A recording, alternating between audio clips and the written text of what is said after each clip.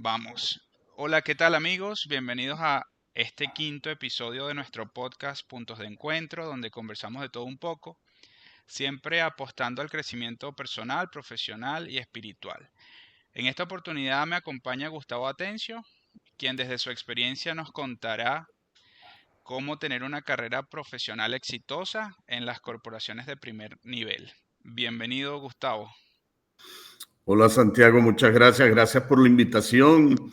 Espero que pueda yo ser de utilidad no solo para ti durante la conversación, sino también para todas aquellas personas que vean este email y que les sirva lo que vamos a estar conversando para afianzar o crear o crecer dentro de una corporación.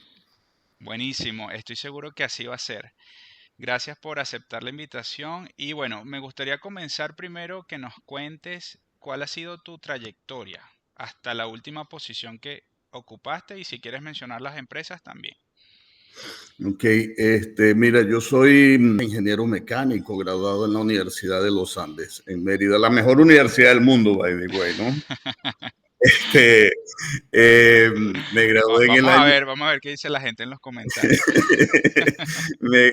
Yo sé que va a haber algunas reacciones, pero con gusto les puedo compartir por qué es la mejor universidad del mundo. Me gradué de ingeniero mecánico en el año 1984. O Ok, sea, ya cumplí este año, el 6 de julio, cumplí 40 años de graduado. Comencé mi carrera profesional en una compañía que en ese momento era transnacional, pero en ese momento se estaba convirtiendo en una compañía local que habían adquirido un grupo de empresarios venezolanos que se llama Mantex, o se llamaba, ya esa compañía no existe. Era industria textilera. Allí yo empecé como supervisor de mantenimiento de línea, digamos, el nivel más bajo de entrada para un ingeniero en una compañía, para una persona con cero experiencia. Allí tuve una carrera muy bonita. Allí fue en realidad donde yo aprendí de ingeniería, aprendí a ser ingeniero.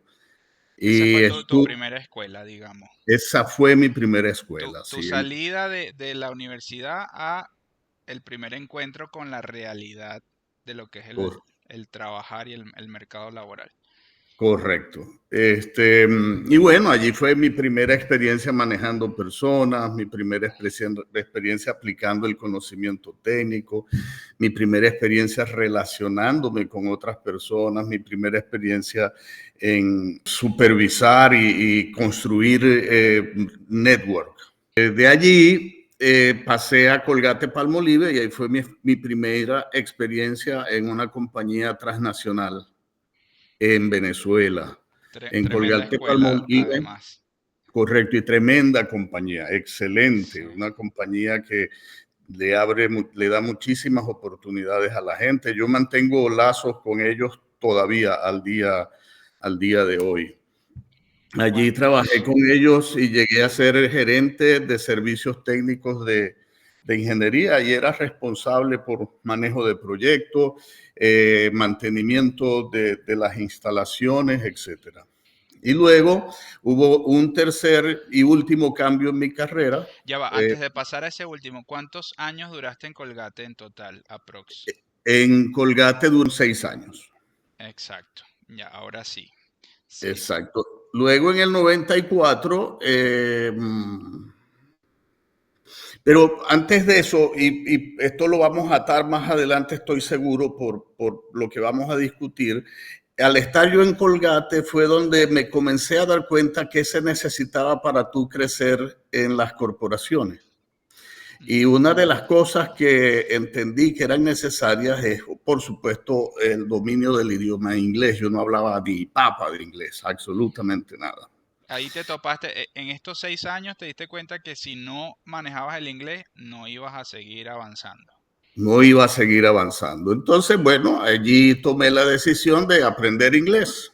Yo era incluso para aquel momento un poco reacio al idioma inglés y nunca me interesó aprenderlo, ¿no? Pero ya me di cuenta, oye, si yo no hablo inglés, pues no tengo futuro dentro de esta compañía. Eso, páramelo ahí que Con eso vamos a comenzar la pregunta que te tengo a continuación. Pero primero quiero saber, después de Colgate, ¿a dónde te fuiste? Ok, entonces de Colgate me fui a Pfizer, a la industria farmacéutica, un cambio completamente 180 180 grados. grados, porque un ingeniero mecánico en la industria farmacéutica, ¿no? A pesar de que estaba igual dentro del área de ingeniería, en la industria farmacéutica, el área de ingeniería está muy envuelta en el manejo de los procesos, en los procesos de mejoramiento continuo. Tiene que saber necesariamente de lo que está pasando en los procesos, no solo cómo funcionan las maquinarias, etcétera, sino el proceso en sí, químicamente, qué está pasando con esos materiales que tú estás usando para manufacturar las medicinas, etcétera. Allí comencé y allí me doy cuenta de cuál es el segundo La segunda tema herramienta. importante, la segunda herramienta importante para tú crecer dentro de una corporación, que es tu network, que es que tú te hagas gustar de la gente. Perfecto. Y una de las cosas, después en Pfizer yo duré 27 años y fue donde realmente mi carrera corporativa creció. Al poco tiempo yo fui el primer venezolano que Pfizer expatriaba para los Estados Unidos. Y me transfirieron a Puerto Rico en el año 2001. Y una de las cosas que me catapultó a mí a esta transferencia y a este cambio de vida y a esto de enfrentarme ahora a nuevas culturas, no solamente nuevas culturas desde el punto de vista del pueblo y de la gente, sino a nuevas culturas organizacionales, Organizacional. fue justamente el network, porque estaban visitándonos, estábamos discutiendo unos proyectos y estaban los dirigentes del área de ingeniería de Pfizer a nivel mundial, el presidente de Pfizer, de ingeniería global de Pfizer y todo su equipo visitando la planta. Y yo les estoy explicando una idea que tengo para mejorar los procesos en una planta que fabricaba antibióticos para pollo, que Ok. traían cáscara de arroz y la cáscara de arroz la traían en sacos de 25 kilogramos. Entonces manejar sacos de 25 kilogramos era muy pequeño. Y yo le digo, yo tengo una idea de poner esto en super sacos de 1000 kilogramos. Ajá, ¿cómo es eso? Y le digo al tipo, mira, en Colgate Palmolive para hacer los jabones traíamos unos pellets en estos super sacos. Voy a pedirle a un amigo mío de Colgate que me regale un saco Para hacer y la te lo prueba. traigo para que tú lo veas. Y resolví con un amigo, parte de mi network, en otra compañía, inmediatamente me mandó el super saco. Esta gente estaba allá por 2, 3 días, no estaba allá por un mes ni nada.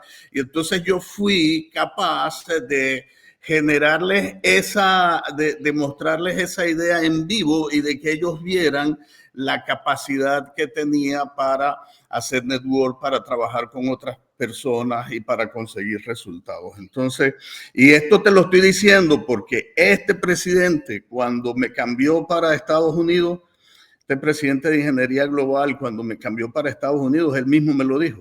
Lo que a mí más me llamó la atención fue la rapidez con que tú pudiste conseguir El saco. ese súper saco para mostrarnos a nosotros cuál era tu idea. Entonces, Extraordinario. en Pfizer estuve 27 años, ahí comencé en el área de ingeniería.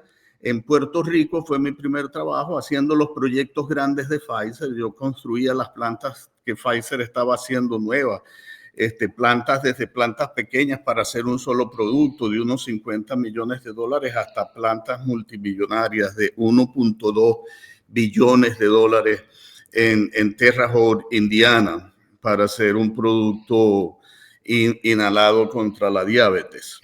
Gustavo, Este, sí, allí, ¿cuál fue tu última posición? fue como gerente general de operaciones de manufactura y de suministro y manufactura en México. Yo era responsable de la fabricación y distribución de todos los productos de Pfizer para Latinoamérica. Le exportábamos a 34 países en Latinoamérica y el Caribe. Y hacia allá iba, ¿no? Yo dentro de Pfizer fui cambiando de rol. Una cosa importantísima es que tú en las corporaciones debes buscar cambiar de rol máximo entre 2 y 3 años. Y cambiar de rol no significa que tengas que ascender, sino que tienes que cambiar de rol, hacer otra cosa, a tener responsabilidades adicionales. Muy Y bueno yo eso. siendo el director de ingeniería para Latinoamérica, Pfizer compró una farmacéutica grandísima que tenía presencia en Venezuela también, que se llama Guayeth. Y Guayet pues tenía operaciones en toda Latinoamérica y a mí me hicieron parte del grupo de estrategia de Latinoamérica, el grupo que iba a diseñar la estrategia. ¿Qué va a pasar ahora? ¿Cómo vamos a unir estas dos compañías? ¿Cómo vamos a operar en Latinoamérica? Y allí yo tuve la oportunidad de trabajar con gente de muy alto nivel dentro de la corporación, en el área de finanzas, en el área de calidad, en el área de estrategia. Y pues los resultados que dimos en Latinoamérica fueron muy buenos y allí fue donde salió la oportunidad para yo convertirme en el gerente general de las operaciones de manufactura de Pfizer en México y En Latinoamérica. México. Mira, maravilloso. Yo quiero resumir esto. Llevamos hablando como 10 minutos y voy a resumir y me valida si estoy resumiendo bien, por favor. O sea, tú empezaste en Venezuela, tu gran escuela, digamos, fue Colgate Palmolive, allí estuviste 6 años, Fue Mantex, Mantex, luego Colgate, Colgate y luego Pfizer. luego Pfizer, en Pfizer sales expatriado y bueno, ahí empieza tu carrera internacional que pasó por Puerto Rico, por varios estados de Estados Unidos y finalmente en México donde ocupaste la posición de gerente general. Ahora bien, con todo eso hay como mucho jugo de muchas preguntas que te quiero hacer y por eso voy a partir con la primera, que ya tú mencionaste dos de las herramientas, que una es el inglés, que te diste cuenta en Colgate cuando te surgió la necesidad, y la otra es el networking. Entonces, ¿cuáles son las herramientas que han forjado tu carrera y que tú dirías que son la base de toda esta trayectoria? Y si quieres repetir un poco más del inglés y del network, bienvenido. Sí, viniendo nosotros de países de habla hispana, y esto aplica a países de cualquier otra habla que no sea el inglés, pues si tú quieres ser considerado para alguna posición, tienes que hablar el idioma nativo de la corporación. En el caso de Colgate y de Pfizer eran corporaciones que su idioma es nativo es el inglés, entonces tenía que hablarlo, ¿no? Eso es básico, eso es, digamos, como el primer paso que tú debes dar para poder ser considerado. Pues las entrevistas son en inglés y si tú pues no te logras comunicar, no vas a avanzar.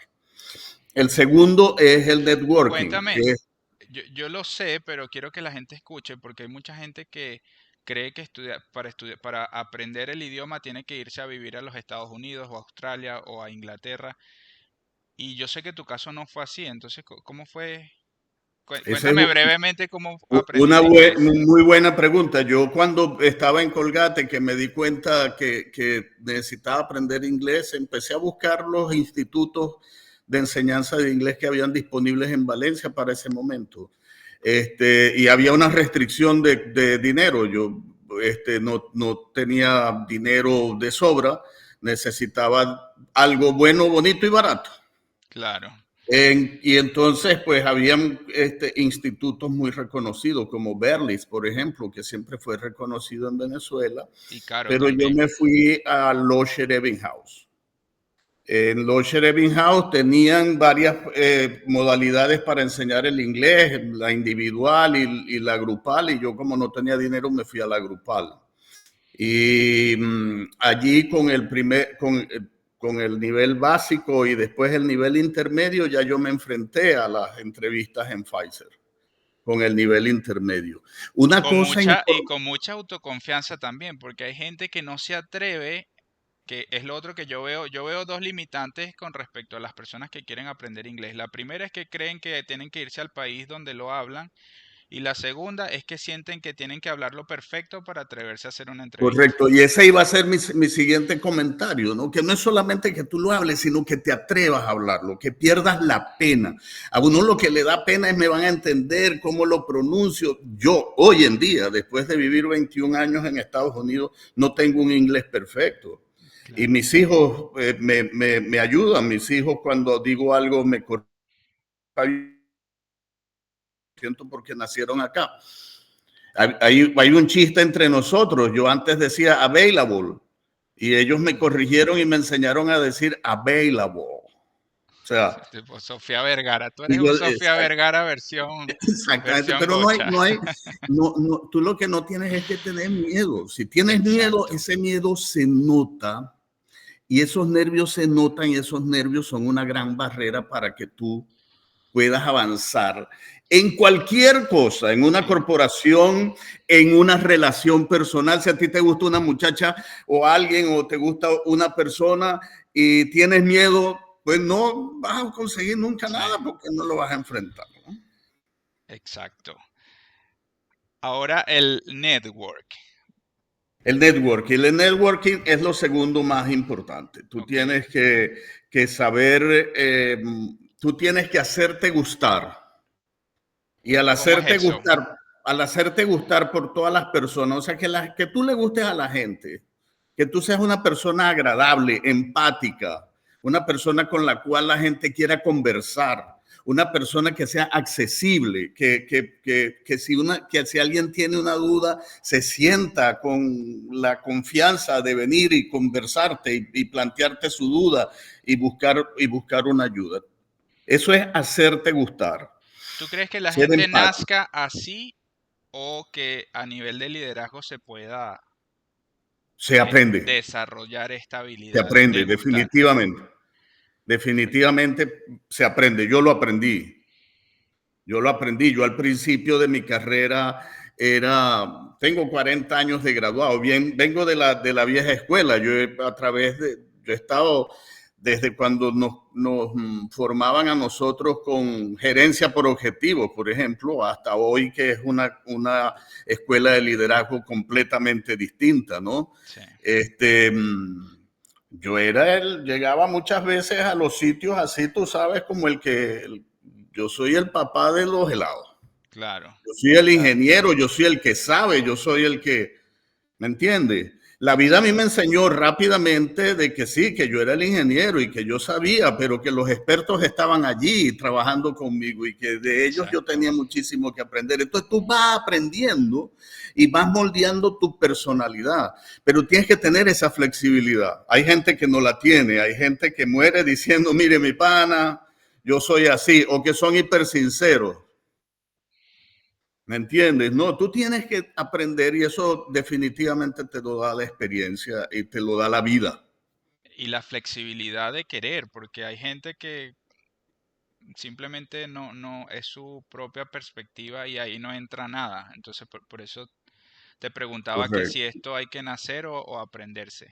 No, Pero no, estoy, definitivamente se aprende. Tú aprendes a cómo relacionarte con las personas, lo aprendes. Porque una de las cosas es que esto yo lo supe también porque hace muchos años, los que son de Valencia recordarán al padre Rivolta. El padre Rivolta, que en paz descanse, dictaba unos cursos que se llamaba el método Silva de control mental.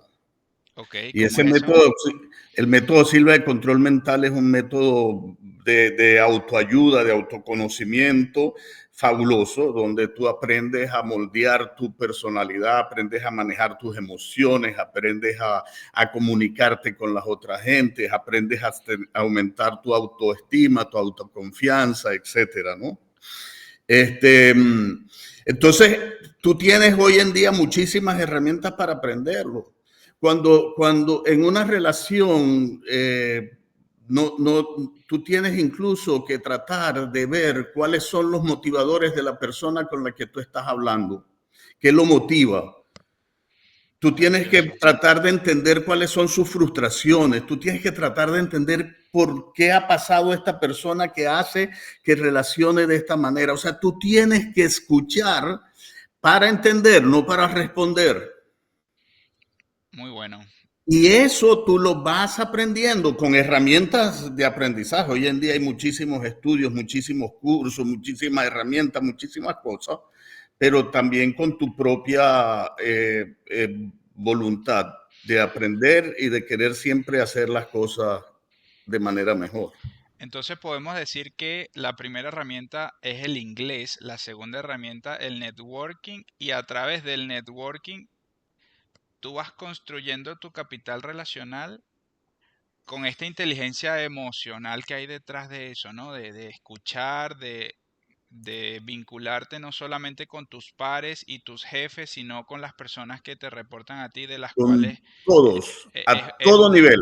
a todo nivel, exacto, es un A aprendizaje todo nivel. transversal. Fíjate que yo te acabo de decir que yo me convertí en gerente general de Pfizer, que es una posición buenísima dentro de las corporaciones en México y le exportábamos productos a toda Latinoamérica porque me relacioné con una gente que eran los que tomaban las decisiones a quién poner en esas posiciones tan altas, que eran la gente de finanzas, la gente de... Y ellos yo ni los conocía, los vine a conocer en esta oportunidad cuando estábamos trabajando en Brasil después de la adquisición de Wyatt.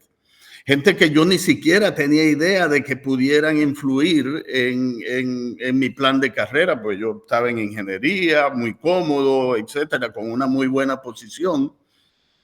Y ellos fueron una persona ajena al área de manufactura, una persona de finanzas, porque cuando tú eres gerente general, tú tienes que tener conocimiento de muchas cosas, ¿no? No, Ok, no debes ser experto de nada, pero debes conocer muchísimas cosas.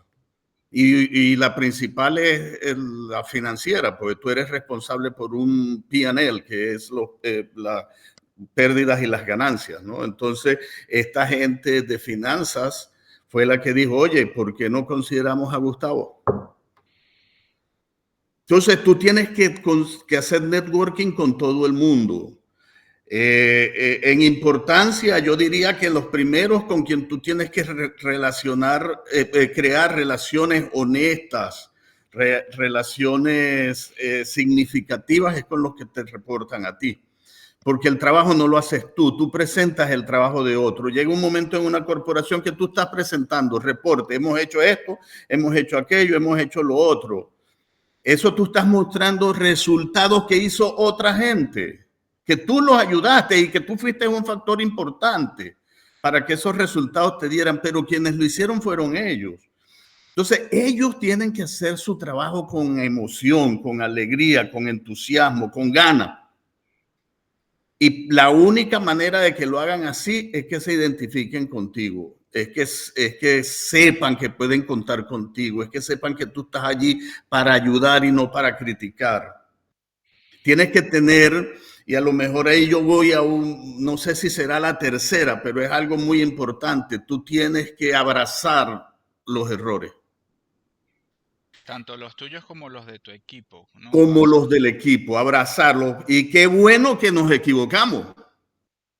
En muchos momentos de mi vida yo dije, qué bueno que nos equivocamos, qué bueno que nos pasó esto. Sí, Porque totalmente. de allí uno aprende montones de cosas. Cuando todo va bien, todo va feliz, nadie se voltea a mirar qué pasó. Cuando algo anda mal, tú tienes que buscar qué fue lo que pasó, entender dónde están las oportunidades de mejora y eso a quién va a enriquecer. Te va a enriquecer a ti y al equipo. Sin duda. Las experiencias, lo que tú aprendes es algo que te llevas puesto a donde vayas. Estas herramientas que me dices, ¿qué tanto pueden ser aplicables a título personal, ¿no? Porque dan éxito o hablan del éxito que tú has palpado en el mundo corporativo, pero a nivel personal pueden ser transversales. 100%. Yo siento que yo soy una persona distinta dado a toda esta preparación que yo he tenido en liderazgo y que, como te digo, comencé en un liderazgo que era con el látigo, boom, boom, boom. Ok, Herencia por objetivo. Tú tienes tu objetivo, lo cumples o te vas. Así era.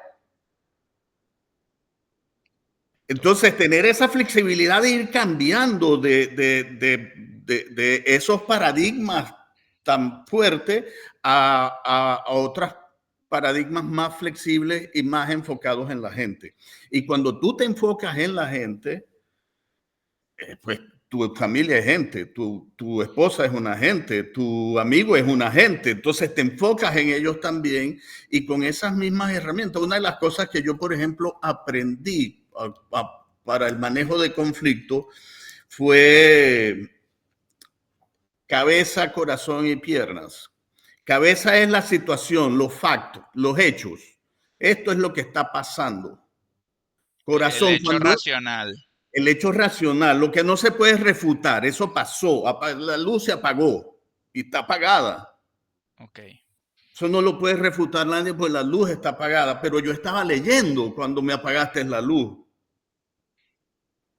Entonces luego tú pasas al corazón, es cómo te sentiste. Oye, yo estaba leyendo, me apagaste la luz, yo sentí como que no te importa lo que yo estoy haciendo.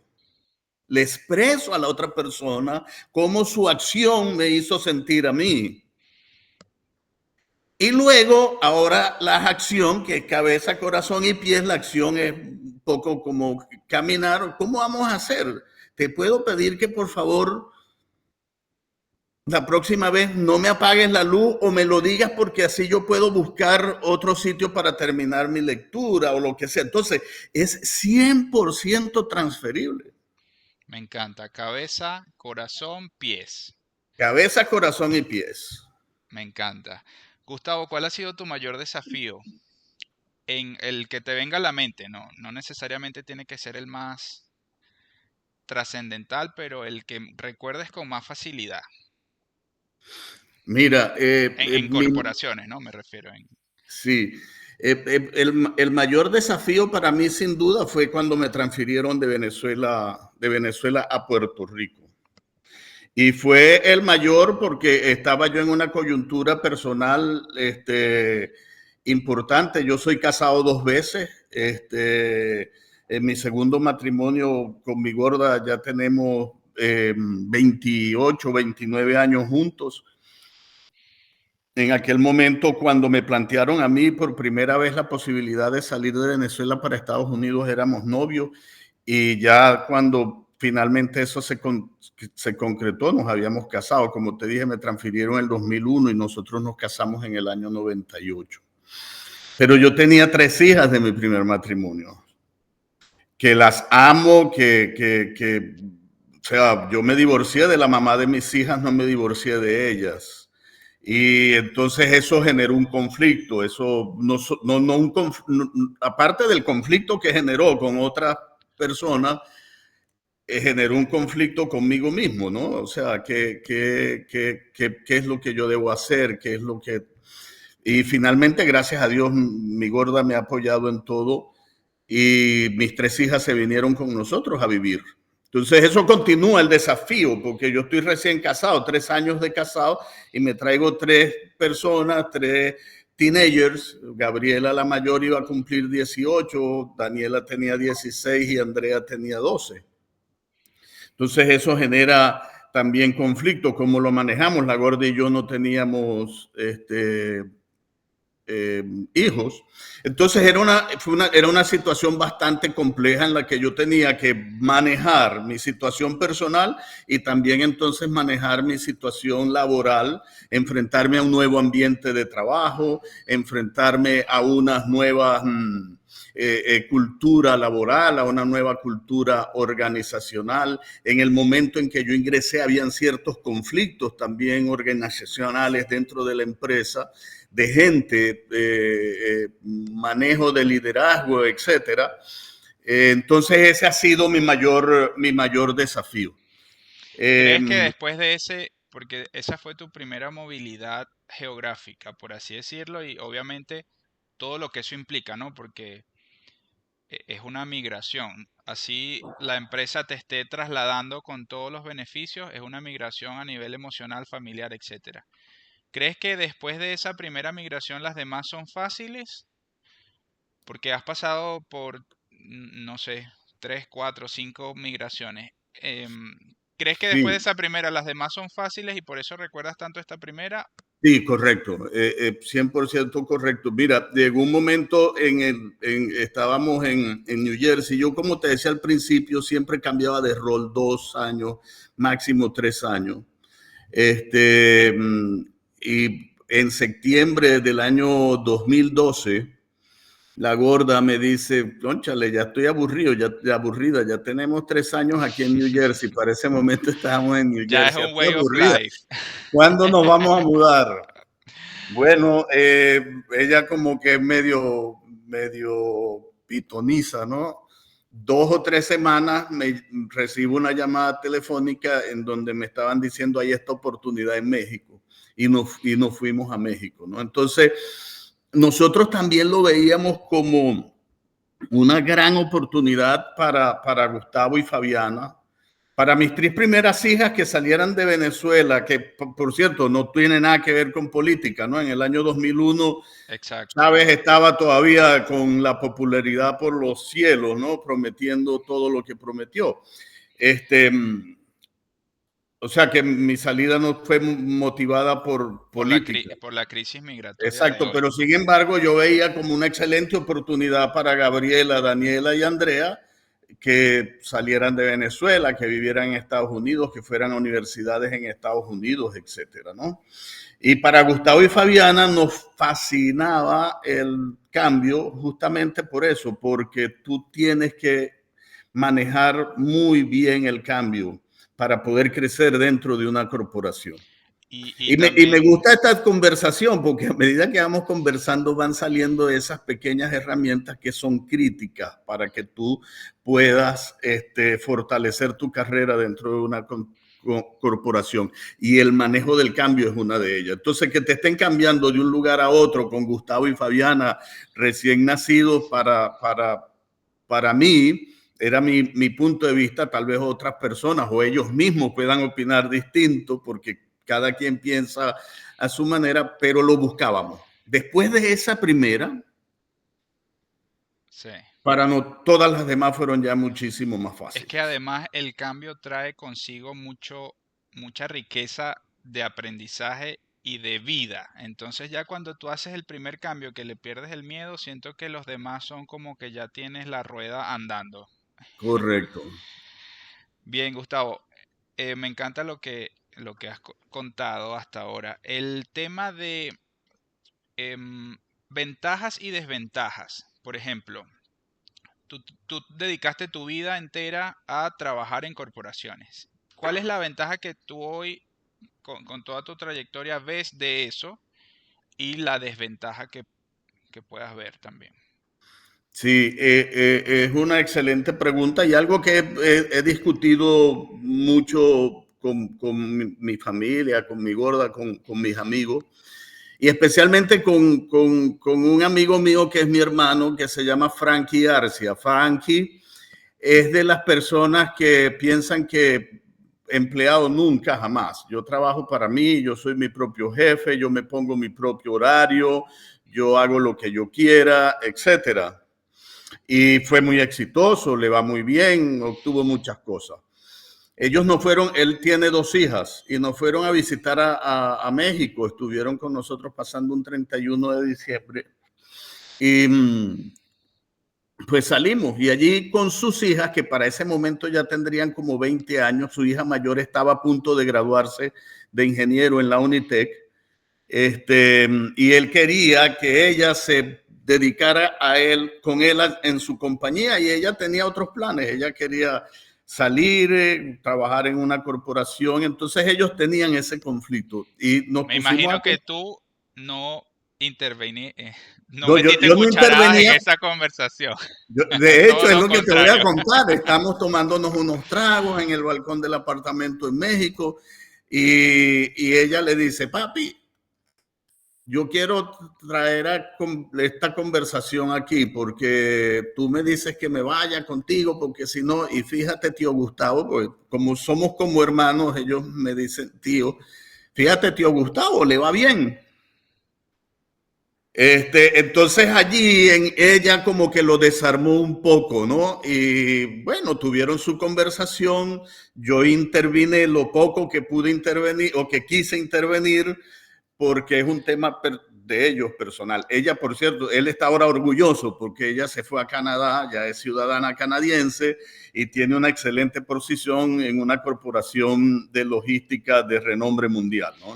Sí, Entonces, yo creo que al final del día cada quien tiene que hacer lo que mejor le exactamente. parezca. Y allá Pero es donde yo voy. desde tu realidad, ¿cuáles son las desventajas que Gustavo Atencio ve y las ventajas de todo esto? Exacto. Entonces, allá es donde yo voy. Es lo que tú quieras hacer y donde tú te sientas cómodo y donde tú hagas lo que te atraiga, te llame la atención y te apasione. Las ventajas que yo le he visto, pues que yo nunca tuve que andar dando carreras para pagar una nómina. Yo tenía mi cheque 15 y último, y si yo sabía administrar bien mi cheque, el 15 y último, pues yo estaba bien. Eso a su vez es una desventaja, porque tú dependes es de ese cheque de 15 y último, y el día que lo perdiste te quedaste sin trabajo y eso es una catástrofe. Claro. Después, las desventajas que tienen las corporaciones es que las organizaciones son piramidales. Y vuelvo a atar, tú tienes que estar cambiando de rol siempre. Esos cambios de rol no necesariamente implican un aumento de salario, un aumento de sueldo, pero tienes que estar tratando de buscarlo dentro de una misma corporación. Si tú te quedas en una misma posición, tus aumentos de sueldo aquí en Estados Unidos van a ser del 3, 3.5, cuando mucho muy buenos del 5%. Pero cuando tú cambias de rol y si ese rol al que cambiaste equivale a un ascenso, tú puedes obtener aumentos de hasta el 20%, Total. que son muy buenos, pero se te hace dificultad. Entonces eso es una desventaja. En el otro lado, si tú quieres más dinero, pues tú tienes que buscar echarle más y buscar y ver cómo hacerlo. Es tu tema. Vas a tener que enfrentarse a las restricciones que tu mercado tenga, etcétera.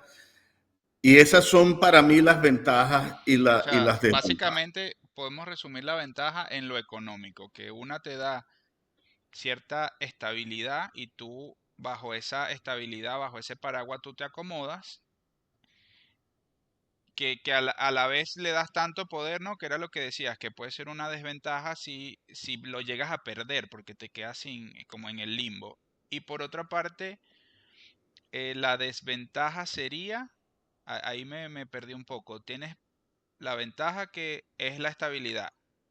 Y la Y, desventaja, la desventaja es justamente esa, que tú no controlas tus aumentos, tú no oh, controlas tu perfecto. crecimiento financiero por ti mismo. Ok, Depende de cómo te cambies. Por eso te decía, si te permaneces en una misma posición por 20 años, pues no vas a obtener grandes cosas. Pero si estás cambiando de rol y esos roles implican cambios de promociones, cambios dentro de esa pirámide, dentro de esa escalera, entonces sí es mucho mejor. En una corporación tú llegas a un cargo de gerente, ya ahí empiezan a cambiar las cosas. Tú llegas a un cargo de director y ya las cosas son muchísimo mejor. Y cuando yo te hablo de cosas, la mayor parte de las corporaciones tienen incentivos.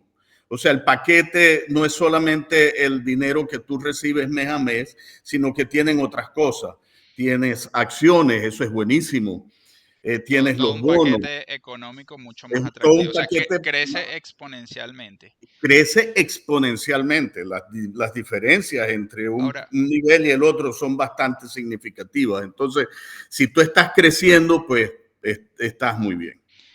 y Gustavo, en la parte todavía de desventajas y ventajas, más allá de lo económico, porque escucho muchos colegas o personas cercanas que me dicen que no están dispuestos a hacer los sacrificios, o sea, que les gusta el mundo corporativo, sin embargo, no pretenden llegar muy lejos porque hay muchos sacrificios a nivel personal, como tú bien lo decías, la movilidad geográfica, el tema de la familia, el tiempo, muchas veces son personas que ni siquiera tienen tiempo para irse de vacaciones o esa libertad por allí pudieses, Yo te voy a decir, en mi experiencia personal, eso no es así. Eso ocurre si tú permites que eso ocurra. me gustaría que hables un poquito de eso, En mi porque experiencia, yo pienso igual que tú.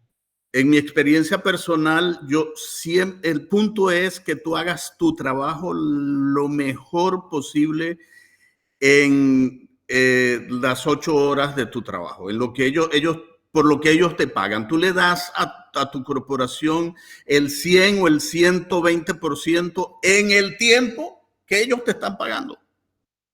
Y esto lo aprendí yo en Mantex. En Mantex, Muy al principio. muy al principio, y lo aprendí por un vicepresidente, el vicepresidente de operaciones de Mantex, que se llamaba el señor Guido de Ganelo. Y era una persona con todo el mundo, él hacía llorar a la gente, tenía una personalidad muy ruda, muy fuerte. Y él venía a Mantex, y un día, él trabajaba en Caracas, venía a visitar la planta, y un día me ve a mí saliendo a las 10 de la noche de la planta. Al día siguiente me mandó a llamar a su oficina y me hizo esta pregunta: Gustavo, lo vi saliendo ayer a las 10 de la noche. ¿Por qué? Si usted tiene que salir de aquí a las 4:30 de la tarde. Pero con una actitud, o sea, él no me lo está diciendo nada amigable ni nada. Yo estaba cagado. Ok, yo era un muchacho recién graduado, ese fue mi primer trabajo. Y yo no encontraba qué decirle. Le dije: señor de Ganelo, lo que pasa es que había un problema y tuve que quedarme. El tipo agarra y me dice: mira, para que usted se quede y trabaje sobre tiempo hay solo dos razones. Una, que usted es un inepto y no puede hacer su trabajo en el tiempo que lo tiene que hacer, y por eso se tiene que quedar. Y la otra es que usted no tiene recursos para hacer, usted es muy bueno, pero no tiene recursos para hacer bien su trabajo en el tiempo que lo tiene que hacer. Y le digo una cosa: las dos son malas para usted. Porque si usted es un inepto, habla por sí solo, pero si usted no tiene las herramientas ni los recursos para hacer su trabajo en el tiempo en que lo tiene que hacer, es también su responsabilidad. Pídalo, dígame qué necesita, pero yo no lo quiero ver a usted otra vez saliendo de aquí a las 10 de la noche. Wow, y eso no se te olvidó nunca más. Jamás.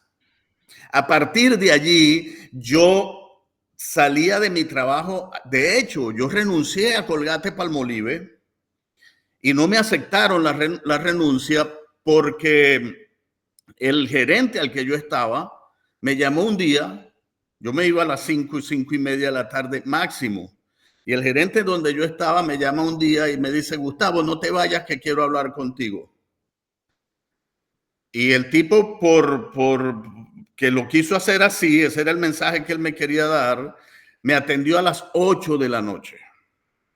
Su oficina tenía un ventanal grandísimo en donde estaban los cubículos de todos los gerentes. Él era el gerente de la planta, yo era gerente de mantenimiento. Y había una reunión al día siguiente que era para discutir las varianzas con el presidente de Colgate en Venezuela. Y él llega y me dice: ¿qué ves por la ventana? Y yo: bueno, ahí está la gente toda trabajando. Ok, tú me le estás bajando la moral al equipo. Yo me quedé en... ¿Por qué le estoy bajando la moral al equipo? Pues tú te vas de aquí a las 5:30, y ellos se quedan aquí trabajando 7, 8, 9 de la noche. Y todos esos gerentes eran como de mi edad, ¿no? Y entonces yo le dije: ya va, ¿y qué están haciendo ellos? Están terminando su reporte y su presentación para la reunión de mañana de PPR. Ah, ok, y iba a decir el nombre, pero no lo digo, ¿verdad? Ok. Esto es editable igual. Okay. ¿Y mi presentación desde cuándo la tiene? Ah, no, ya yo la tengo desde ayer o antier. Ok, porque yo tengo que quedarme si ya hice el trabajo. Entonces, eso es parte de tu decisión. Eso Sí, para mí es mentira. Yo manejaba mis vacaciones, yo jamás claro, tenía un límite de días de vacaciones, pero yo los administraba de manera que me era cómodo para mí disfrutarlos con mi familia. Yo no te puedo decir que yo he sido en mi vida corporativa una persona que se ha limitado a viajar o A que se ha vivir la limitado vida a personal. vivir la vida personal, a estar con mi familia, a estar con mis amigos. Jamás, porque eso es decisión tuya. Me encanta.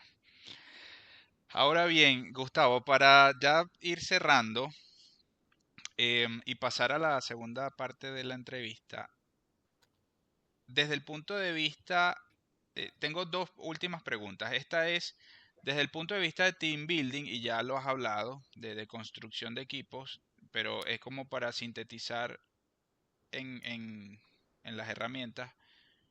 ¿Cuáles crees que son las herramientas que debe tener un líder para hacer o construir equipos de alto desempeño? Mira, para mí lo básico, lo que un líder debe tener es mucho listening, mucho escuchar. Ok, Y escuchar para entender, no escuchar para responder ni escuchar para criticar, es escuchar para entender. Eso para mí es lo principal, es la base, porque es lo que a ti te va a ayudar en la toma de decisiones, te va a ayudar a adquirir información, te va a ayudar a entender lo que está pasando y te va a ayudar a... Después, como líder, tú tienes que entender que tú no estás ahí para dirigir, para decirle lo que tengas que hacer. Después que escuchaste ok, sí. todo lo que tenías que escuchar, tú no estás allí para darle una respuesta a la persona, para entonces decirle lo que tienes que hacer. Basado en eso que escuchaste, viene la segunda parte importante del liderazgo, es saber hacer preguntas. Es saber preguntar y que esas preguntas siempre sean del tipo que haga empezar a la gente. Cuando uno hace los cursos te dicen que son El preguntas coaching, cerradas, mucho abiertas. coaching, claro. Exacto. Esas preguntas tienen que ser hechas con empatía. Tú tienes que saber comunicarte con la gente. Las personas, los seres humanos, todos los seres humanos tenemos un instinto de supervivencia. Cuando nos sentimos atacados, reaccionamos a ese ataque para tratar de sobrevivir. Entonces, si tú en tu lenguaje le hablas a la gente de una manera inquisitiva, esa gente se va a poner en posición defensiva, se va a cerrar y esa conversación no va a llegar a nada al final. Entonces tú tienes que tener empatía con la gente para que a través de esa empatía generes relaciones fuertes, sólidas, ¿no? Buenísimo. Y tienes que ser honesto, tienes que ser una persona honesta. Tienes que demostrar, y el ser honesto no es parecer ser honesto, es parecer, porque obligado tienes que parecer, porque te tienen que ver así, pero es que tienes que serlo también. Entonces, esas son las cualidades que tiene que tener un ser humano, ¿no? Un líder, ser humano, tratar de entender a las personas, tratar de ponerte en su lugar. Tratar de no juzgar. Y si vas a juzgar, trata de juzgar desde su sitio, no desde el tuyo.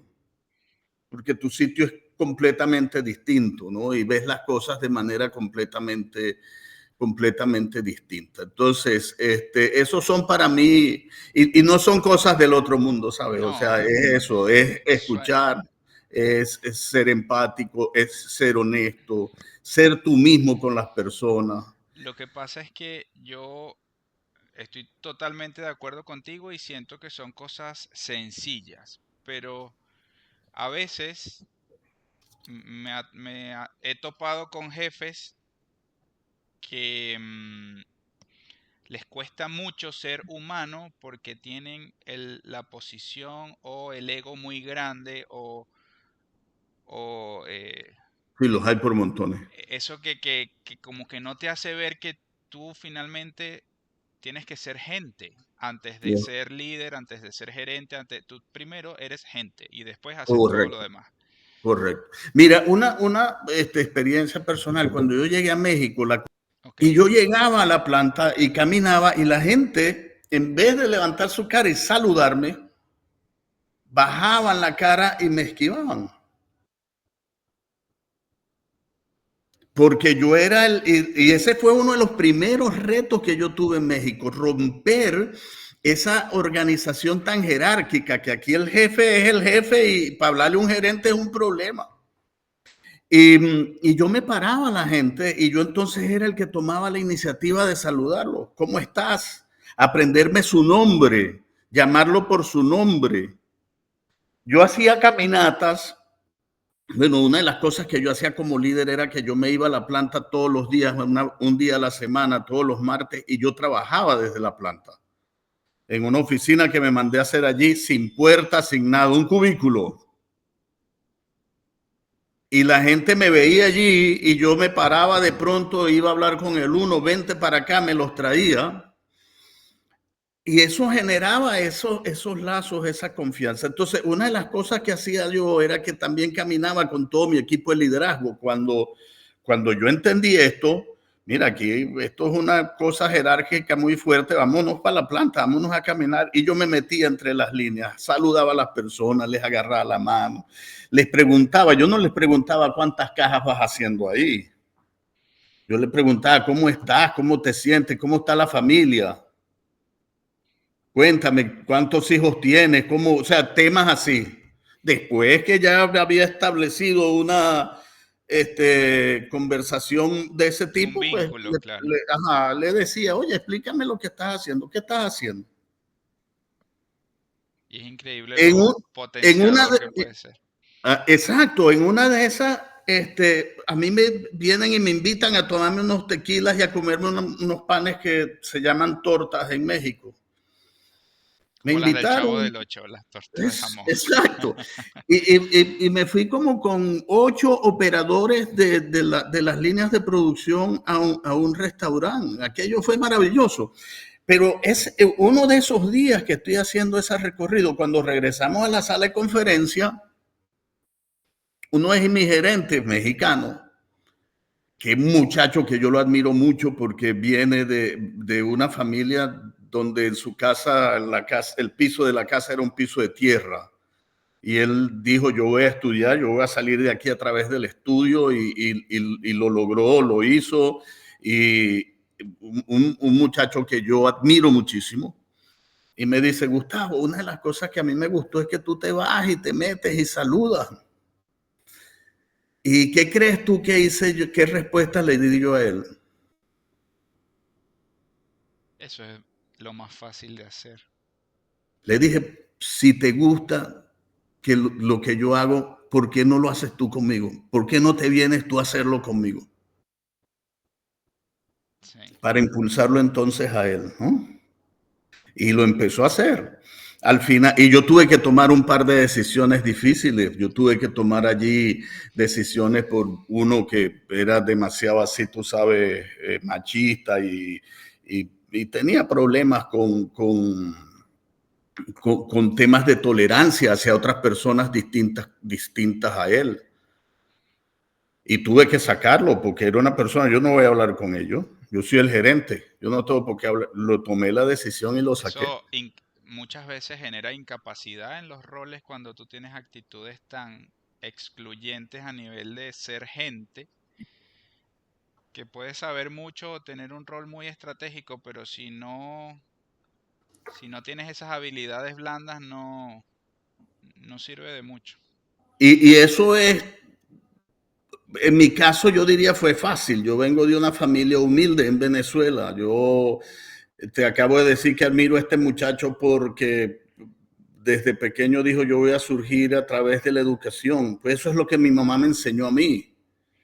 Mi mamá lo que nos decía, yo a ustedes no les voy a dejar herencia porque no tengo, pero lo que les voy a dejar es educación y todos ustedes se me van a estudiar y eran 7 muchachos, ¿no? Y vivíamos muy humildes, o sea, yo vengo de una familia en donde honestamente había momentos en los que no había para comer. Entonces, ese es otro tema, que tú siempre tienes que ser quien eres. Siempre tú tienes que ser quien eres. Tú no debes dejar ni que el dinero que logres, ni las posiciones que logres sean más que lo que tú eres. Estén por encima de eso, claro. Estén por encima de eso. Gustavo, em, estamos llegando al final de esta entrevista. Me gustaría hacerla como 3 horas más, pero ¿qué le dirías a las generaciones de relevo, las que hoy están comenzando la carrera y siguen interesadas en en proyectarse en el mundo corporativo? ¿Qué les dices? Lo primero que yo les digo es sean ustedes mismos, ¿no? Es lo primero. Sean ustedes mismos, persigan lo que ustedes desean, trabajen por ello. Las cosas no van a venir del cielo, ¿no? Las cosas no caen como la lluvia. Las cosas tú tienes que buscarlas, tienes que ponerle esfuerzo. Hazlo con amor, hazlo con cariño, disfruta siempre lo que estás haciendo, trata de divertirte con lo que hagas, así sean las peores condiciones en las que estés, diviértete, busquen todo en la vida, hay algo bueno y algo malo, tú no vas a conseguir en la vida nada absolutamente bueno ni nada absolutamente malo. Sé tú mismo, persigue tus sueños, persevera, sé diligente, haz amigos, mantén esos amigos, cultívalos como si fueran unas rosas de jardín, porque esos amigos son los que te van a acompañar siempre en todo momento y los que te van a ayudar a surgir, te van a ayudar a caminar a través de cualquier cosa que tú emprendas.